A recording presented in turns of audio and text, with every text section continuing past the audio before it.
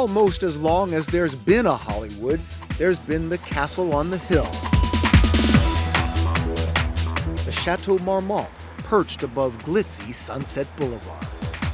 Because of its geographical location and its very comfortable accommodations, it really became the Hollywood Hotel almost from the beginning of Hollywood itself. Filmmaker and Vanity Fair contributor Matt Turnauer is a Chateau regular. He says as long as there's been a Chateau Marmont, Hollywood has found it the perfect place to hang out and act out. For whatever reason, it's been a place where you could disappear right in the middle of Hollywood. Marilyn Monroe hung out here. So did Elizabeth Taylor. That's Jean Harlow on the patio. Bogey in the garden. Lauren Hutton on the balcony. More recently, Cameron Diaz, Paris Hilton, Lindsay Lohan. Generations of Hollywood celebrities drawn by the Chateau's alluring mix of decadence and discretion. The Chateau is about discretion, it's about privacy, and it's about allowing people to be who they feel they need to be. Andre Balaz owns the Chateau Marmont. This is a hotel with a storied history. What are some of the best stories about this place? We don't really discuss people's stories. There are lots of them they're out there, but they never come from us. The tales are legend. Johnny Depp once claimed he and former girlfriend, model Kate Moss, made love in every room. Scarlett Johansson and Benicio del Toro may or may not have had a tryst in the elevator. Britney Spears had the rare distinction of being barred for a time. You could say it's a no-tell motel with high thread count sheets. So this hotel, this is your inspiration, your muse? Yes, this was the starting point for the movie. So we started farther back. Director Sofia Coppola cast the Chateau Marmont as one of the stars of her new movie, Somewhere, which won top prize at the Venice Film Festival. It's an intimate, almost microscopic look at the world of Johnny Marco. Hey Johnny, having a party? A movie star living at the Chateau Marmont, lost in a world of excess, parties, women, the trappings of Hollywood success, and he's miserable. In American culture, there's such a fascination with celebrity and becoming famous that, it sounds fun with sports cars and parties and girls, but what's it like the next morning, or what's it like if that's your life all the time? That's not what it's like for a movie star? I've never had that many girls hanging out waiting for me. That's it. Stephen Dorff plays Johnny Marco.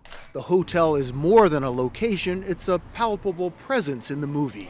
Until Johnny's young daughter enters his life, the hotel is his only anchor. Hi, Dad. Hey, Cleo. I have memories of coming here a lot in my 20s when I lived in LA, and even as a kid I remember visiting the hotel, and there's always so many stories around the hotel. So when I was writing this movie, I started with this character of this kind of lost actor, and I thought, of course, he would live with the Chateau Marmont. Like the character he plays, indeed like many young actors, Stephen Dorff lived at the Chateau after making his first movie.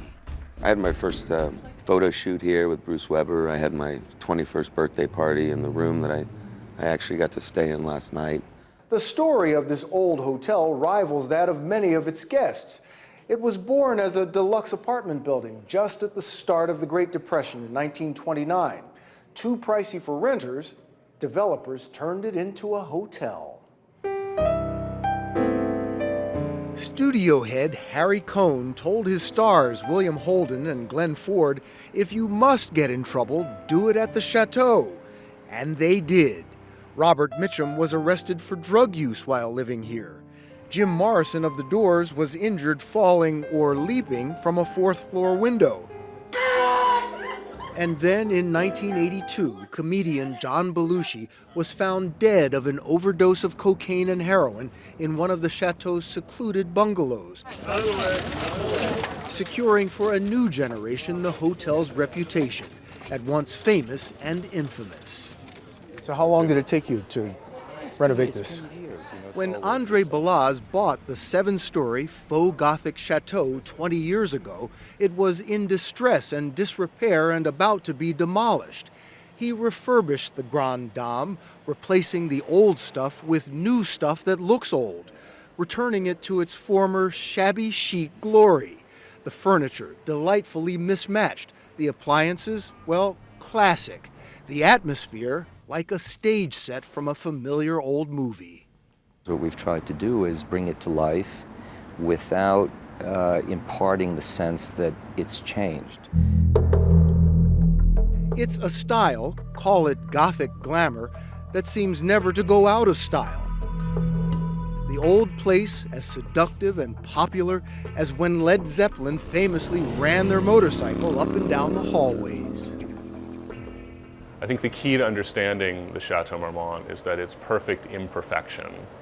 When it was redone and redesigned, they didn't gloss it up too much. They left it rough around the edges. And ever so discreet. Can you get pole dancers through room service at this hotel? I saw that as a movie. It's a wonderful scene. I presume you can do that. Yeah. You don't know? I don't know. In the world of Hollywood, the Chateau Marmont, perched above Sunset Boulevard, plays the role of discreet hideaway with imperfect perfection.